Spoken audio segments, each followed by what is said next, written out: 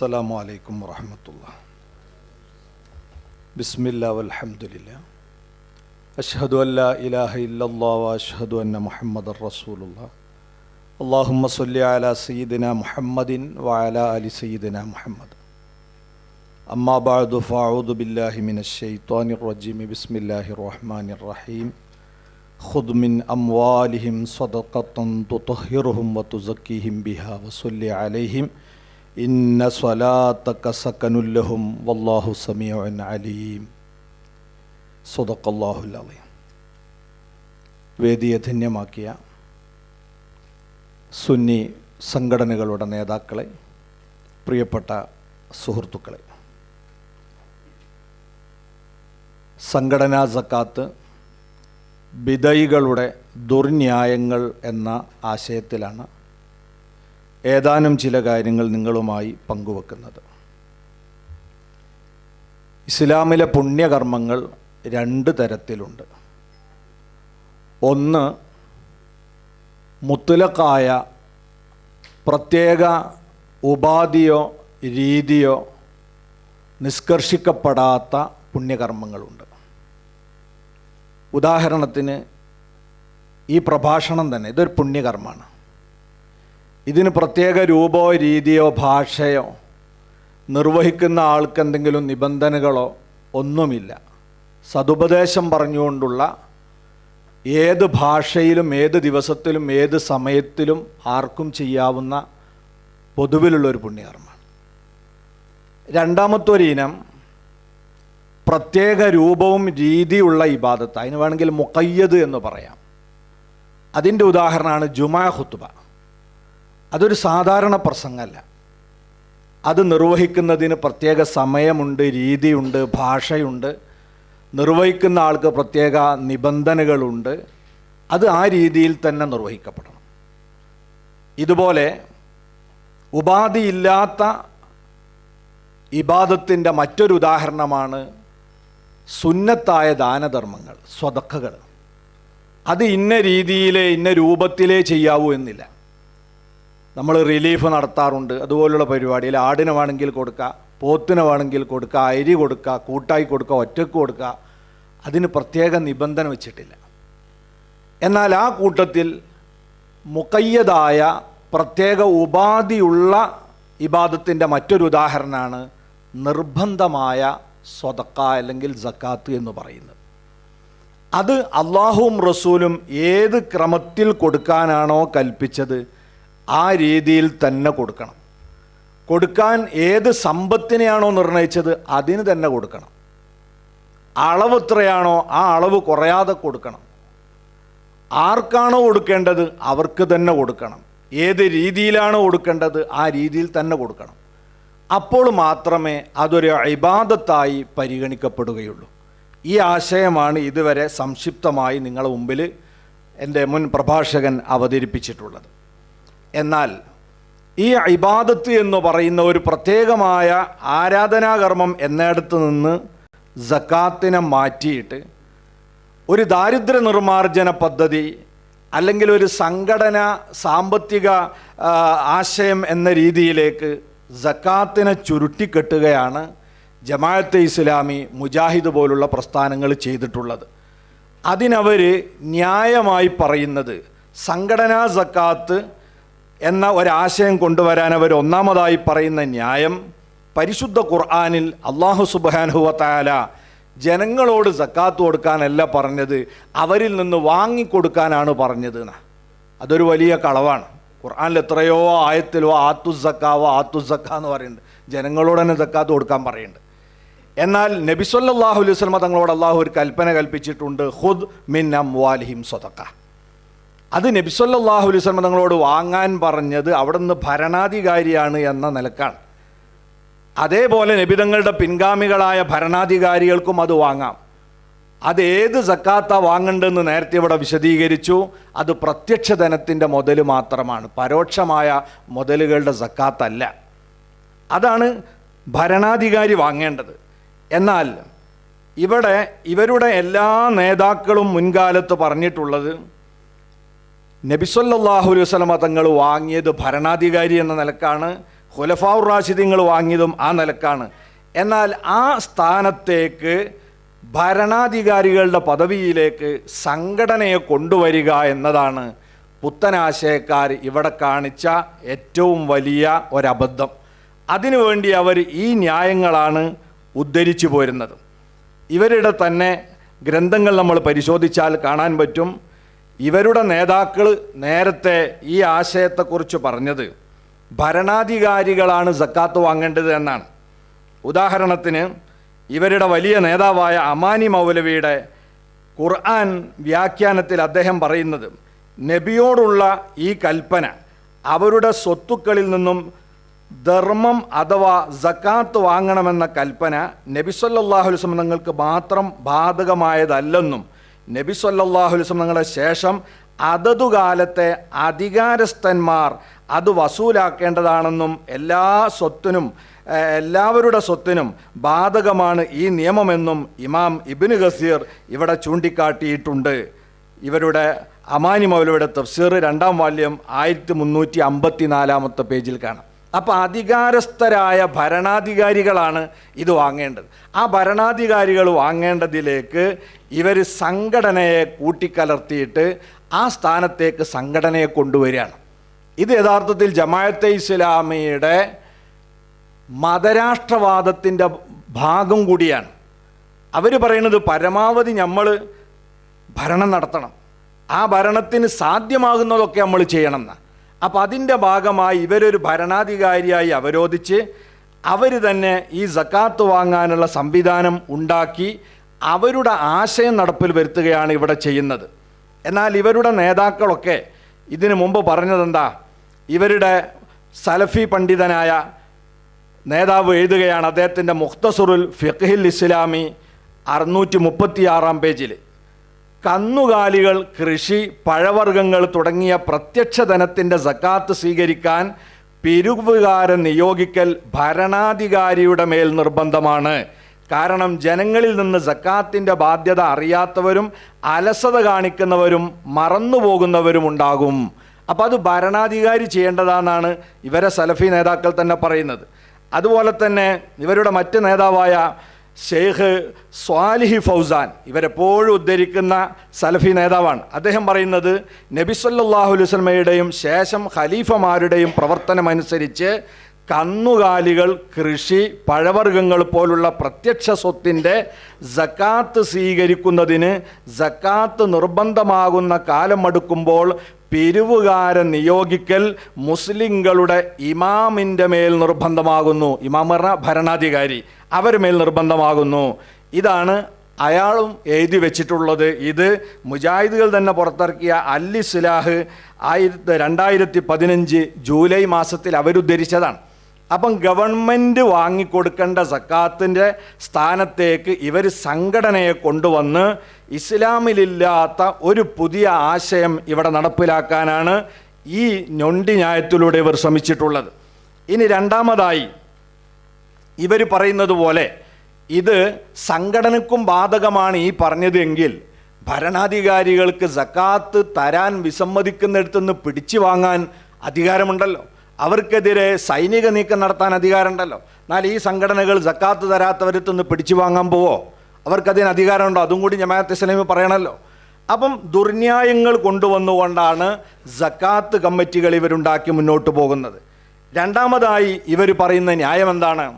പരിശുദ്ധ ഖുർആനിൽ സക്കാത്ത് സ്വീകരിക്കാൻ അർഹതയുള്ള അല്ലെങ്കിൽ സക്കാത്തിൻ്റെ അവകാശികൾ എണ്ണിയ കൂട്ടത്തിൽ വൽ ആമിലീന അലൈഹ എന്ന് ഖുർആൻ പരാമർശിച്ചിട്ടുണ്ടല്ലോ. സക്കാത്തിന് വേണ്ടി പണിയെടുക്കുന്നവർ എന്ന് ഖുർആനിലില്ലേ? അതുകൊണ്ട് തന്നെ ആ പണിയെടുക്കുന്നവരുണ്ടാകണം, ആ സ്ഥാനത്തേക്കാണ് ഞങ്ങൾ വരുന്നത്. അല്ലെങ്കിൽ ആ പണിയെടുക്കുന്നവരില്ലെങ്കിൽ ഈ സക്കാത്ത് ശരിയാവില്ലല്ലോ, അതിന് അർത്ഥമില്ലല്ലോ എന്നാണ് ഇവരുടെ മറ്റൊരു ദുർന്യായം. നിങ്ങൾ ആലോചിച്ച് നോക്ക്, എത്രമാത്രം പ്രഹസനമാണ് ഈ പറഞ്ഞിരിക്കുന്നത്. സത്യത്തിൽ നമ്മൾ പരിശോധിക്കുകയാണെങ്കിൽ സക്കാത്തിൻ്റെ അവകാശികൾ ഇവർ മാത്രമല്ലല്ലോ, 8 കൂട്ടരെ പറഞ്ഞില്ലേ? അതിൽ ഫുഖറാ ഉണ്ട്, മിസ്കീൻ ഉണ്ട്, കടം കൊണ്ട് ബുദ്ധിമുട്ടുന്നവരുണ്ട്, അടിമകളുണ്ട്. ഇവർക്കൊക്കെ സക്കാത്ത് വേണ്ടേ? അപ്പോൾ അവർക്കൊക്കെ സക്കാത്തിന് അർഹത ഉണ്ട് എന്ന് പറഞ്ഞതിൻ്റെ അർത്ഥം എല്ലാ കാലത്തും ഈ ദരിദ്രരും മിസ്കീന്മാരും അടിമകളും ഇവിടെ ഉണ്ടാവണമെന്ന് ഇസ്ലാം താല്പര്യപ്പെടുന്നു എന്നാണോ അതിൻ്റെ അർത്ഥം? അല്ലല്ലോ, അവരെ കൂട്ടത്തിൽ നിന്ന് ആ വകുപ്പിൽപ്പെട്ട ആളുകൾ എത്തിക്കപ്പെട്ടാൽ അവർക്ക് കൊടുക്കണം എന്നല്ലേ? ഇതുപോലെ ഇസ്ലാമിക ഗവൺമെൻറ് ഉണ്ടാകുന്ന പശ്ചാത്തലത്തിൽ ഗവൺമെൻറ് സക്കാത്ത് പിരിക്കാൻ ഒരു വിഭാഗത്തെ ഏൽപ്പിച്ചാൽ സക്കാത്തിന് ഒരു നിശ്ചിത മാസമല്ല, ദിവസമൊന്നുമില്ല. കാരണം എൻ്റെ സമ്പത്തിന് എന്നാണോ കൊല്ലം പൂർത്തിയാകുന്നത് അന്ന് ഞാൻ സക്കാത്ത് കൊടുക്കണം. അതുപോലെ വ്യത്യസ്തമായ ആളുകളൊക്കെ സക്കാത്ത് കൊടുക്കാനുള്ള ഏറ്റുവരൽ അവരെ സമ്പത്തിൻ്റെ വർഷം പൂർത്തിയാകുമ്പോഴാണ്. അപ്പോൾ ആ സക്കാത്ത് വാങ്ങുക എന്ന് പറയുന്നത് എന്നും ഉണ്ടാകുന്ന ജോലിയാണ്. ആ ജോലി ചെയ്യുന്ന ആളുകൾക്ക് വേറൊരു പണിക്കും സമയം ഉണ്ടാവില്ല. അപ്പം അവർക്കുള്ള ശമ്പളം അതിൽ നിന്ന് കൊടുക്കാമെന്നതാണ് അള്ളാഹു പറഞ്ഞതിൻ്റെ താല്പര്യം. അതെവിടെയാണ്?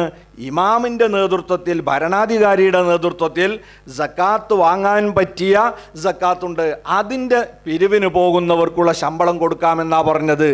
അല്ലാതെ ആ സ്ഥാനത്തേക്ക് സംഘടനനെ കൊണ്ടുവന്ന് ഖുർആനിൽ വല്ല ആമിലീൻ അലൈഹ എന്ന് പറഞ്ഞിട്ടുണ്ടല്ലോ, അതുകൊണ്ട് ഞങ്ങളാണിതാ ആമിലീൻ അലൈഹ എന്ന് പറഞ്ഞിട്ടാണ് ഇവർ സംഘടനയെ എഴുന്നള്ളിക്കുന്നത്. അത് ബാലിശമായ പ്രമാണത്തിൻ്റെ അന്തസത്തയോട് നിരക്കാത്ത ഒരു വാദം മാത്രമാണ്. ഇനി നിങ്ങൾ നോക്കൂ, മൂന്നാമതായി അവർ പറയുന്ന ദുർന്യായം എന്താണ്? ഇസ്ലാമിലെ ഫർളായ നിർബന്ധമായ കർമ്മങ്ങളെല്ലാം സംഘടിതമായിട്ടാണ് ചെയ്യേണ്ടത്. ഉദാഹരണത്തിന് 5 നേരത്തെ നിസ്കാരം അത് ജമാഅത്തായി സംഘടിതമായി ചെയ്യണം. അതുപോലെ തന്നെ ഹജ്ജ്, ഫർളായ ഹജ്ജ് അത് സംഘടിതമായ ചെയ്യുന്നത്, നോമ്പ് സംഘടിതമായ ചെയ്യുന്നത്. അതുകൊണ്ട് സക്കാത്തും സംഘടിതമാവണം, ഫർളുകളൊക്കെ സംഘടിതമായി ചെയ്താലേ ശരിയാവൂ എന്നുവരെ ചില വാടക പ്രഭാഷകന്മാരെ കൊണ്ട് ഇവർ പ്രസംഗിപ്പിച്ചു. അലിയാർ ഖാസിമി എന്ന് പേരുള്ള ഒരാൾ, അദ്ദേഹം ഒരു പാവപ്പെട്ട ആളാണെന്ന് എനിക്ക് തോന്നുന്നത്. അദ്ദേഹം പറയാണ്, സംഘടിതമായി സക്കാത്ത് കൊടുത്താലേ ശരിയാവൂ, കാരണം ഇസ്ലാമിൻ്റെ ഫർളുകളൊക്കെ അങ്ങനെ തന്നെ ചെയ്തെങ്കിലേ ശരിയാവുന്ന. നിങ്ങളിവിടെ ഒന്ന് ചിന്തിച്ചു നോക്കൂ, നിസ്കാരം സംഘടിതമായി ചെയ്യുന്നു എന്ന് പറഞ്ഞാൽ അതിൻ്റെ അർത്ഥം എന്താണ്? എല്ലാ നാട്ടിലും ഒരു കമ്മിറ്റി ഉണ്ടാക്കി നിസ്കാരം നിർബന്ധമുള്ള ആളുകളൊക്കെ ആ കമ്മിറ്റിക്കാരെ സമീപിച്ചതാ, എൻ്റെ ലുഹുർ നിങ്ങൾ നിസ്കരിക്കണമെന്ന് പറഞ്ഞാൽ അയാളെ ഏൽപ്പിച്ച് ഇയാൾക്ക് വേണ്ടി അയാൾ പോയി നിസ്കരിക്കുക. സക്കാത്തിൽ പതല്ലേ നടക്കണത്? എനിക്ക് നിർബന്ധമുള്ള സക്കാത്ത് ഞാൻ ചെയ്യാതെ വേറൊരാളെ ഏൽപ്പിച്ചതാ, എൻ്റെ സക്കാത്ത് നിങ്ങൾ കൊടുക്കുകയെന്ന് പറഞ്ഞ് കമ്മിറ്റിനെ ഏൽപ്പിക്കല്ലേ? എന്നിട്ട് കമ്മിറ്റിയല്ലേ കൊടുക്കണത്? ഇതുപോലെയാണോ സംഘടിത ജമാഅത്ത്? ഓരോരുത്തരും പോയി പങ്കെടുത്തുകൊണ്ട് ജമാഅത്തായി നിസ്കരിക്കല്ലേ? അവിടെ മറ്റൊരു ടീമിനെ ഏൽപ്പിച്ച് ഒരു മാറുകയാണോ? അതുപോലെ ഇയാൾ കരുതിയത് ഹജ്ജ് കമ്മിറ്റി എന്ന് പറഞ്ഞാൽ ഇങ്ങനെ ഹജ്ജ് ഏറ്റെടുത്ത് ചെയ്യണ കമ്മിറ്റിയാണെന്നാണ് തോന്നുന്നുണ്ട്. ഹജ്ജ് സംഘടിതമായി ചെയ്യാന്ന് പറഞ്ഞാൽ എന്താ? ഹജ്ജ് നിർബന്ധമായ ആളുകൾ അവിടെ പോയി നേരിട്ട് ഹജ്ജ് ചെയ്യല്ലേ, അല്ലാതെ അത് വേറൊരു കമ്മിറ്റിനെ ഏൽപ്പിച്ച് ആ കമ്മിറ്റി പോയിട്ട് ഹജ്ജ് ചെയ്യാണോ? എങ്ങനെയാണ് ഈ താരതമ്യപ്പെടുത്തുന്നത്? എത്ര ബാലിശമാണ് ഇവർ സക്കാത്തിന് കമ്മിറ്റി വേണം എന്ന് വാദിക്കാൻ വേണ്ടി പ്രമാണം ഉദ്ധരിക്കുന്നത്, എത്ര ബാലിശമായ രീതിയിലാണ്. ഇത് കേട്ടപ്പോഴല്ലേ പേരോട് ഉസ്താദ് ചിരിച്ചു പോയത്. അപ്പോൾ ഇയാൾ വരെ അദ്ദേഹം പരിഹസിക്കാണ്. ചിരിക്കല്ലാതെ എന്താ ചെയ്യുക? പണ്ഡിതന്മാരുടെ വേഷത്തിലുള്ള ആളുകൾ ഇത്തരം അബദ്ധങ്ങൾ പറഞ്ഞാൽ ആരും ചിരിച്ചു പോവില്ലേ? നോമ്പും സംഘടിതമായിട്ടാണ് അത്ര. എങ്ങനെയാണ്? എനിക്കിതുവരെ മനസ്സിലായിട്ടില്ല നോമ്പ് എങ്ങനെയാണ് സംഘടിതമായിട്ടെന്ന്. പിന്നെ അയാൾ അവിടെ പറയണത് ഇതൊക്കെ ഒരു പ്രത്യേക കാലത്താണല്ലോ ചെയ്യുന്നത്, ഹജ്ജിനൊരു പ്രത്യേക ടൈമില്ലേ, ആ ടൈമിൽ തന്നെയല്ലേ ചെയ്യുക, അത് സംഘടിതമാണെന്ന്. എന്നാ അങ്ങനെയാണോ സക്കാത്ത്? ഞാൻ പറഞ്ഞല്ലോ, സക്കാത്ത് എനിക്ക് നിർബന്ധമാകുമ്പോൾ അല്ലല്ലോ നിങ്ങൾക്ക് നിർബന്ധമാകുക, എൻ്റെ കൊല്ലം കഴിയുമ്പോഴല്ലേ എനിക്ക് നിർബന്ധമാകുക, എല്ലാവർക്കും കൂടി ഒരു മാസം സക്കാത്ത് നിർബന്ധമാകുക അല്ലല്ലോ. അപ്പോൾ ഒരു തരത്തിലും താരതമ്യപ്പെടുത്താൻ യാതൊരു ന്യായവുമില്ലാത്ത വിഷയവുമായി ഇതിനെ താരതമ്യം ചെയ്തുകൊണ്ട് ബാലിശമായ ന്യായവാദങ്ങൾ ഉന്നയിച്ചുകൊണ്ടാണ് ഇവർ സംഘടനാ സക്കാത്ത് എന്ന് പറയുന്ന ഒരു പുതിയ ആശയം ഇസ്ലാമിൻ്റെ പേരിൽ കൊണ്ടുവരുന്നത്. നാലാമതായി ഇവർ മുന്നോട്ട് വെക്കുന്ന സംഗതി എന്താ? ഈ ഒറ്റക്ക് സക്കാത്ത് കൊടുക്കുക എന്ന് പറയുന്ന രീതി അത് നടപ്പാക്കുകയാണെങ്കിൽ, നിലനിർത്തുകയാണെങ്കിൽ ഇവിടെ എരപ്പാളികളെ സൃഷ്ടിക്കലുണ്ടാകുന്ന, അവരെ ഭാഷയാണ് എരപ്പാളികളെ സൃഷ്ടിക്കലുണ്ടാകുന്നതാണ് അവർ പറയുന്നത്. എങ്ങനെയാണ് ഈ എരപ്പാളി വരുന്നത്? ആളുകൾ ഇരക്കാൻ പോകും എന്നാണ്. സത്യത്തിൽ ഇസ്ലാമിക പ്രമാണം പറയുന്നത് എന്താ? സക്കാത്ത് എന്ന് പറയുന്നത് പാവപ്പെട്ടവൻ്റെ അവകാശമാണ്. വഫി അംവാലിഹിം ഹഖ്ഖുൽ ലിസ്സാഇലി വൽ മഹ്റൂം. ധനികരുടെ സമ്പത്തിൽ ചോദിച്ചു വരുന്നവർക്കും അല്ലാത്തവർക്കും അവകാശമുണ്ട്. അപ്പോൾ ഒരാൾ തൻ്റെ അവകാശം ചോദിച്ചു വരുന്നത് അതൊരു യാചനയല്ല. നമുക്ക് കോഴിക്കോട് ടൗണിൽ ഒരു കെട്ടിടമുണ്ട്, നമ്മൾ 1-ാം തീയതി അതിൻ്റെ വാടക വാങ്ങാൻ വേണ്ടി അവിടെ പോയാൽ ഇയാൾ യാചിച്ചു വരുന്നു എന്നാ പറയാ, അത് അവകാശം വാങ്ങാൻ വന്നു എന്നാ പറയാ. നമ്മൾ ബസ്സിൽ കയറിയാൽ കണ്ടക്ടർ നമ്മളോട് കൈയാട്ടും, എന്താടാ യാചിക്കണമെന്ന് ചോദിക്കില്ല നമ്മൾ, അത് അയാൾ അവകാശം ചോദിക്കുകയാണ്. അവകാശം ചോദിക്കൽ യാചനയല്ല. ഇങ്ങനെയാണ് ആളുകളെ വഞ്ചിക്കാൻ വേണ്ടിയിട്ട് ആരെങ്കിലും സക്കാത്ത് ചോദിച്ചാൽ അത് യാചനയാണെന്ന് പറയുന്നത്. അതൊരിക്കലും യാചനയല്ല, അത് പാവപ്പെട്ടവരുടെ അവകാശമാണ്. എന്നാൽ ഒരാൾ ചോദിച്ച് വരാൻ നമ്മൾ കാത്തു നിൽക്കാതെ കണ്ടറിഞ്ഞ് അങ്ങോട്ട് എത്തിച്ചു കൊടുക്കുക എന്നതാണ് അഭികാമ്യമായ രീതി.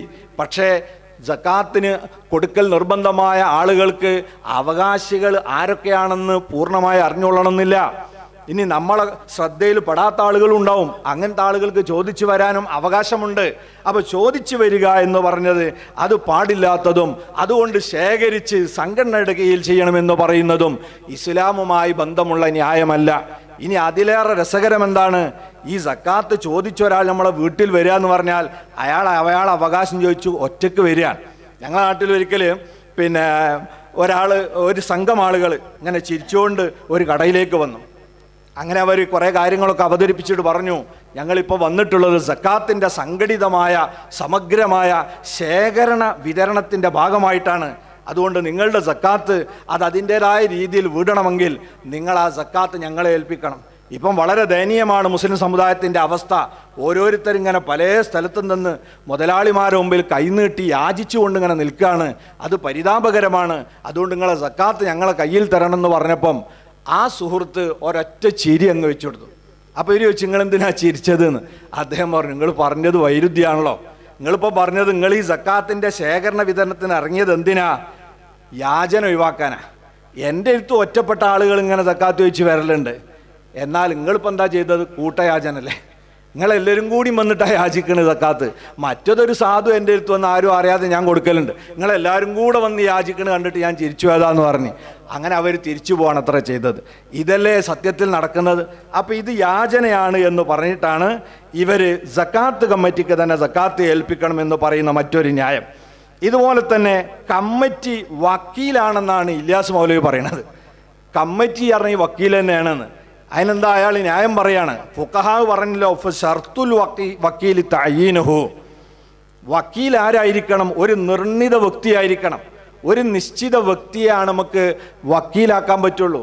നമുക്കൊരാൾക്ക് വലിയ സമ്പത്തുള്ള തിരക്കുള്ള ഒരാളാണെങ്കിൽ അയാളുടെ സക്കാത്ത് അയാൾക്ക് തന്നെ നേരിട്ട് പരിപൂർണമായി കൊടുക്കാൻ കഴിയില്ല. അവിടെ ഇസ്ലാമിക ശരീഅത്ത് അനുമതി തന്നിട്ടുണ്ട്. ഏത് വിഷയത്തിലും അങ്ങനെയാണ്. നമ്മൾ കല്യാണം കഴിക്കുക, പുതിയാപ്പിളായി പോകേണ്ടത് നമുക്കാണെങ്കിൽ അന്ന് ടിക്കറ്റ് കിട്ടിയില്ല ഗൾഫിൽ നിന്ന് ഇങ്ങോട്ട് നാട്ടിൽ വരാൻ നിശ്ചയിച്ച തീയതിയിൽ. ഇസ്ലാം പറയണ അയാൾ വരൽ നിർബന്ധമൊന്നുമില്ല, കല്യാണം നിർത്തിയേക്കണ്ട. അയാൾക്ക് എന്ത് ചെയ്യുക? അയാൾക്ക് വേണ്ടി ആ കുട്ടിനെ ഏറ്റെടുക്കാൻ വേറെ ആളെ വക്കാലത്താക്കാം.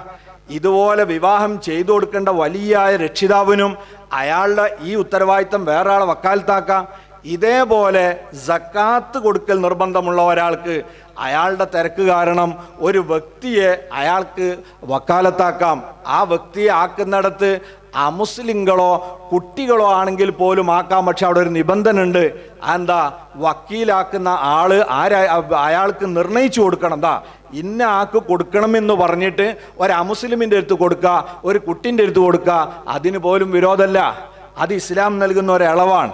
പക്ഷേ അവിടെ ഒരു വ്യക്തി ആയിരിക്കണമെന്നാണ്. അവിടെയാണ് ഇല്യാസ് മൗലവി പറയുന്നത്, ഈ സംഘടന എന്ന് പറഞ്ഞാലും വ്യക്തി തന്നെയല്ലേ, അത് കുറേ വ്യക്തികളല്ലല്ലോ, വേറെ ആളല്ലല്ലോ, മനുഷ്യന്മാരല്ലേ എന്നൊക്കെ മൂപ്പര് ചോദിക്കണത്. ഫിഖഹിന്റെ കിതാബിൽ വ്യക്തമായി പറഞ്ഞിട്ടുണ്ട്, നോക്ക് നിങ്ങൾ എത്ര കൃത്യ. ഒരു കമ്മിറ്റി ആണെങ്കിലും 30 ആളോ 50 ആളൊക്കെ ഉണ്ടായിന്ന് വരാം. ഇത് രണ്ടാളിങ്ങനെ നിൽക്കുക. ആ രണ്ടാളോടും കൂടി ഒരുത്തം പറയാണ്, നിങ്ങളിൽ ഒരുവനെ ഞാൻ വക്കാലത്താക്കി എന്ന് പറഞ്ഞാൽ ആ വക്കാലത്ത് ബാത്തിലാന്നാ, അത് ശരിയാവൂല. കാരണം എന്താ? രണ്ടിലൊരാൾ എന്ന് നിർണയിച്ചിട്ടില്ല. ആ ഉദാഹരണം അടക്കല്ലേ ഇബ്നു ഹജർ ഹൈതമി റളിയല്ലാഹു അൻഹു തോഫയിൽ മസ്അല പറഞ്ഞത്. എന്നിട്ട് അതിനെ കോട്ടി മാറ്റിയിട്ട് ആ വക്കാലത്ത് എന്ന് പറഞ്ഞത് ഞങ്ങളെ സംഘടന തന്നെയാണ് എന്ന് ദുർന്യായം പറയുകയാണ് അവർ ചെയ്തിട്ടുള്ളത്. മറ്റൊന്ന് വഫീ സബീലില്ലാഹ് എന്നതിനെ ദുർവ്യാഖ്യാനിക്കുകയാണ്. വഫീ സബീലില്ല എന്ന് പറഞ്ഞാൽ ഇവരെല്ലാവരും പണ്ടേ പറഞ്ഞ അർത്ഥം എന്താ? വഫീ സബീലില്ല എന്ന് പറഞ്ഞാൽ അത് സൗജന്യമായി ഇസ്ലാമിക ഗവൺമെൻറ്റിൻ്റെ കീഴിൽ പ്രതിരോധ സൈന്യത്തിൽ പ്രവർത്തിക്കുന്ന ആളുകളാണ്. പരിശുദ്ധ ഖുർആൻ 8 കൂട്ടർ പറഞ്ഞല്ലോ, ഇന്നമ സ്വദഖാത്തു ലിൽ ഫുഖറാഇ വൽ മസാക്കീനി വൽ ആമിലിന അലൈഹ വൽ മുഅല്ലഫത്തി ഖുലൂബുഹും വഫിർ റിഖാബി വൽ ഗാരിമീന വഫീ സബീലില്ലാഹി വബ്നിസ് സബീൽ. ഈ 8 കൂട്ടർക്ക് മാത്രം അവകാശപ്പെട്ടതാണ് സക്കാത്ത് എന്നാണ് അള്ളാഹുവിൻ്റെ ഖുർആൻ പറയും. വേറെ 9ാമത്തെ ഒരു കൂട്ടരിലേക്ക് അത് പോകാൻ പാടില്ല. ഇത് പറഞ്ഞിടത്ത് ആരാണ് ഈ ഫീ സബീലില്ല എന്ന് പറഞ്ഞാൽ അത് അള്ളാഹിൻ്റെ മാർഗത്തിൽ എന്ന് പറഞ്ഞ് എല്ലാ കാര്യങ്ങളുമാണ്, ഹൈറായ എല്ലാ കാര്യങ്ങൾക്കും സക്കാത്ത് കൊടുക്കാം എന്നാണ് ആ പറഞ്ഞതിൻ്റെ അർത്ഥമെങ്കിൽ പിന്നെ ബാക്കി 7 കൂട്ടരെ പറയേണ്ട വല്ല ആവശ്യമുണ്ടോ? അല്ലേ? ഇന്നമ സ്വതക്കാത്തു ഫീ സബീലില്ല എന്ന് പറഞ്ഞാൽ പോരെ? സക്കാത്ത് എന്ന് പറഞ്ഞാൽ അള്ളാഹിൻ്റെ മാർഗത്തിലാന്ന് പറഞ്ഞാൽ ബാക്കി കൊണ്ട് പെട്ടില്ലേ? അല്ലെങ്കിൽ ഈ 7 എണ്ണം ശൈത്താൻ്റെ മാർഗത്തിലാണ്ട് ആദ്യം പറഞ്ഞത്, അതും അള്ളാഹിൻ്റെ മാർഗത്തിൽ തന്നെയല്ലേ? അപ്പം അള്ളാഹുവിൻ്റെ മാർഗത്തിൽ എന്ന് ഒരു പൊതു അർത്ഥം കൽപ്പിച്ചുകൊണ്ട് ഇവർ ലക്ഷ്യം വെക്കുന്ന സംഘടനാ ഫണ്ടാക്കി സക്കാത്തിനെ മാറ്റാനുള്ള ഗൂഢശ്രമത്തിൻ്റെ ഭാഗമാണ് മതത്തിൽ ഈ അട്ടിമറി നടത്തിയത്. എന്നാൽ ഇവർ തന്നെ നേരത്തെ മുജാഹിദുകളും ജമാഅത്തെ ഇസ്ലാമിയും ഒക്കെ പറഞ്ഞതെന്താ? ഫീ സബീലില്ല എന്ന് പറഞ്ഞതിൻ്റെ അർത്ഥം എന്താണ്? അത് നമ്മൾ പറഞ്ഞതുപോലെയാണ് അവർ പറഞ്ഞ അർത്ഥം. അത് പിന്നെ അതാ അൽ മുർഷിദ് പറയാണ്. അൽ മുർഷിദിൽ പറയണത് സക്കാത്തിൻ്റെ ഉദ്യോഗസ്ഥന്മാരാ. ഈ ആയത്തിൽ 8 കൂട്ടരെയാണ് സക്കാത്തിൻ്റെ അവകാശികളായി അള്ളാഹു വിവരിച്ചിട്ടുള്ളത്. അവരിൽ 1ാമത്തെയും 2ാമത്തെയും കൂട്ടർ ഫക്കീർ, മിസ്കിൻ നമ്മുടെ രാജ്യങ്ങളിൽ ധാരാളമുണ്ട്. 3ാമത്തെ വർഗക്കാരായ സക്കാത്തിൻ്റെ ഉദ്യോഗസ്ഥന്മാർ കേരളത്തിലെങ്ങും ഉള്ളതായി അറിവില്ല. ആരാ ഇതിന്? മുജാഹിദുകളുടെ പത്രം അൽ മുർഷിദ് എഴുതുക.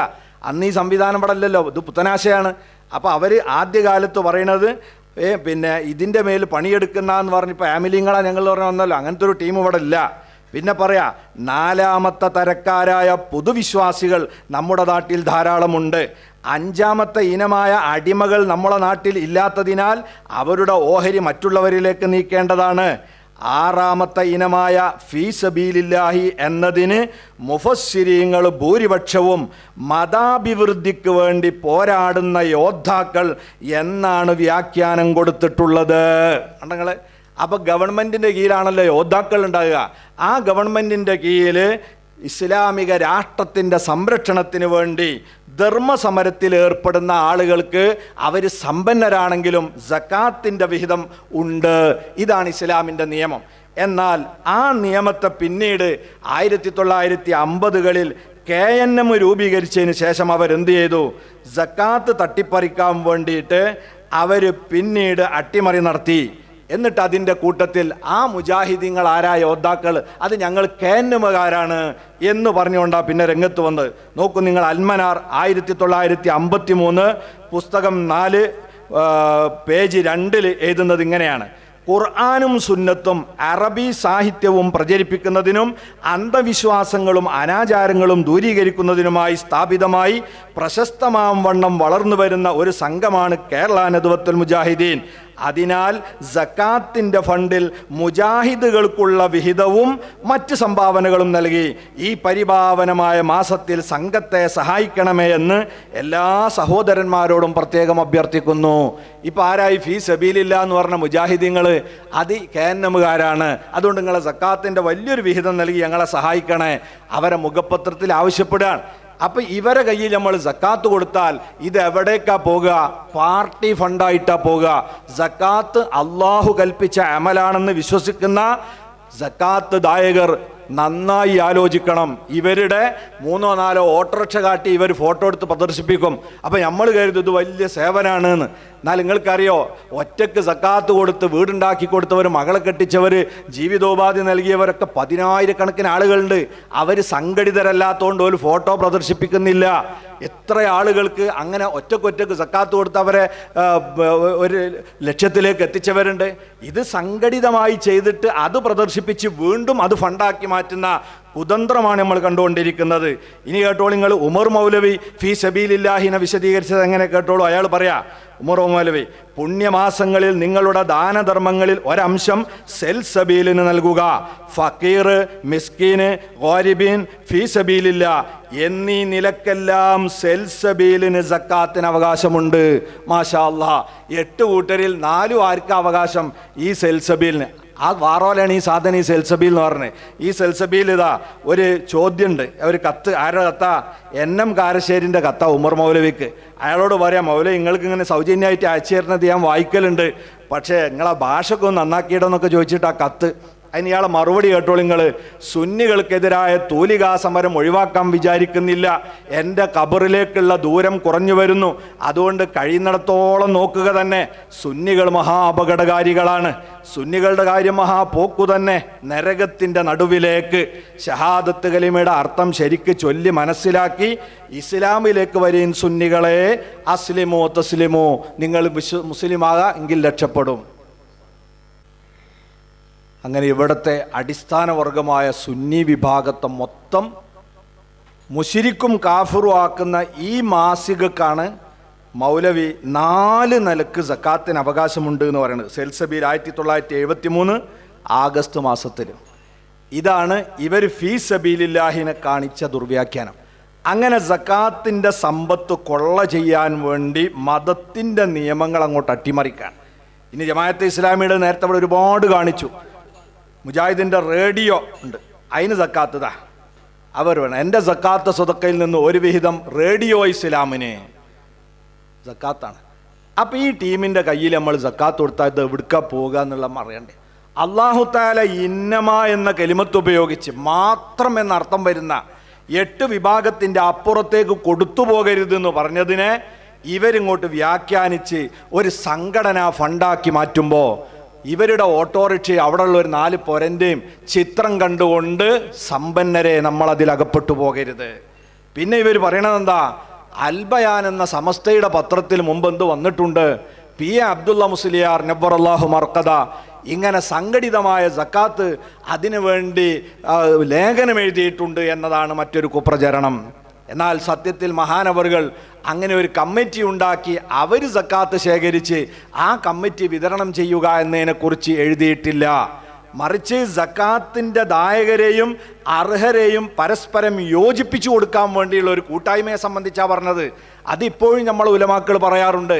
സമ്പന്നരായ ആളുകളെ കണ്ട് പാവപ്പെട്ടവരുമായി കണക്ട് ചെയ്ത് കൊടുക്കുക, അവരെ സക്കാത്ത് അവരിലേക്ക് അർഹരിലേക്ക് എത്തിക്കുക. അത് അന്നും ഇന്നും പറഞ്ഞതാണ്. ഇനി ആ സംഘടനാ സക്കാത്താണ് ആ പറഞ്ഞത് എന്ന് തോന്നാനുള്ള സാധ്യതയുണ്ട് എന്ന് മനസ്സിലാക്കി അന്ന് തന്നെ സമസ്ത കേരള ജമിയത്തുൽ ഉലമയുടെ വൈസ് പ്രസിഡൻ്റായിരുന്ന മഹാനായ കെ സ്വതക്കത്തുള്ള മുസ്ലിയാർ നബ്ബറല്ലാഹു മർക്കദ അദ്ദേഹത്തിൻ്റെ മാസികയിൽ ആ സംഘടന സക്കാത്ത് എന്ന രീതിയിലേക്ക് അത് പോകരുത് എന്ന് പറഞ്ഞ് തുടർ ലേഖനം തന്നെ എഴുതിയിട്ടുണ്ട്.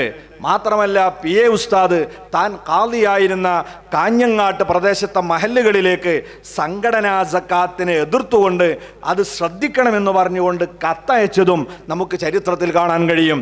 അപ്പോൾ ഉലമാക്കളുടെ പേരിൽ കളവും കൂടെ പറഞ്ഞുകൊണ്ടാണ് ഇപ്പോൾ ഇതിനെ ന്യായീകരിക്കാനും ഇതിനെ സാധൂകരിക്കാനും വേണ്ടിയുള്ള ശ്രമം ഇവർ നടത്തിക്കൊണ്ടിരിക്കുന്നത്. ഇപ്പം അവിടെ നിന്നൊക്കെ പോയി ജമാഅത്തെ ഇസ്ലാമി വലിയ കബളിപ്പിക്കലിലേക്ക് കടക്കുകയാണ്.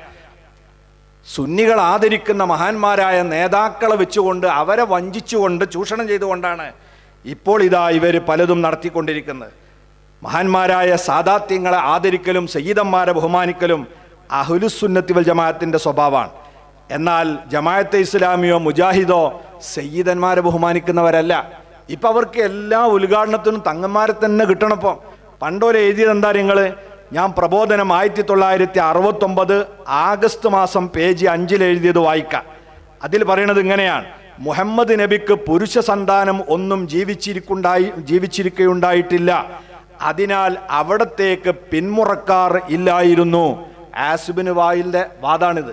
റസൂലുള്ളാഹിക്ക് പിന്മുറക്കാരില്ല. അതിന് മറുപടിയായിട്ടാണ് ഖുർആൻ ഇന്നാഅത്തൈനാക്കൽ കൗസർ ഇറക്കിയത്. ആ വാദം ജമാഅത്തെ ഇസ്ലാം ഉന്നയിക്കുക.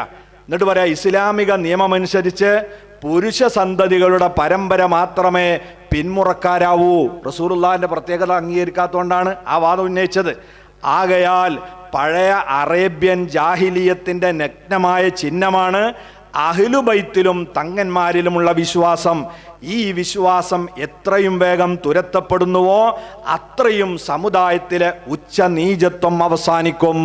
ഇങ്ങനെയാണ് ജമാഅത്തെ ഇസ്ലാമിൻ്റെ ആശയം. എന്നിട്ട് ഇവരുമല്ലേ തങ്ങന്മാരെ പൊരയിൽ ചെന്നിങ്ങനെ കട്ടൻ ചായ എടുക്കണേൻ്റെ ഇടയ്ക്ക് തങ്ങൾ എന്തോന്നാട് കൊടുത്താളേ എന്ന് പറഞ്ഞ് ചുളുവിലൂടെ എന്നിട്ട് അത് ഫോട്ടോ എടുത്തിട്ടാ തങ്ങൾ പ്രഖ്യാപിച്ചിരിക്കുന്നു ഞങ്ങളെ സക്കാത്തിനെല്ലാവരും ഫണ്ട് തരണേ. ഇത്തരത്തിലുള്ള കൊലച്ചതി ചെയ്യുന്ന ജമാഅത്തെ ഇസ്ലാമിയുടെ ഗൂഢമായ കുതന്ത്രങ്ങളെ തിരിച്ചറിഞ്ഞ് പ്രതിരോധിക്കാൻ സുന്നത്ത് ജമാഅത്തിൽ വിശ്വാസമുള്ള എല്ലാ സംഘടനകളും യോജിച്ചു വരണം. അതിൻ്റെ ഒരു തുടക്കമായി ഇത് മാറട്ടെ എന്ന് ദുആ ചെയ്തുകൊണ്ട് ആഖിറു ദഅവാന അനിൽ ഹംദുലില്ലാഹി റബ്ബിൽ ആലമീൻ. അസ്സലാമു അലൈക്കും വറഹ്മത്തുള്ളാഹി.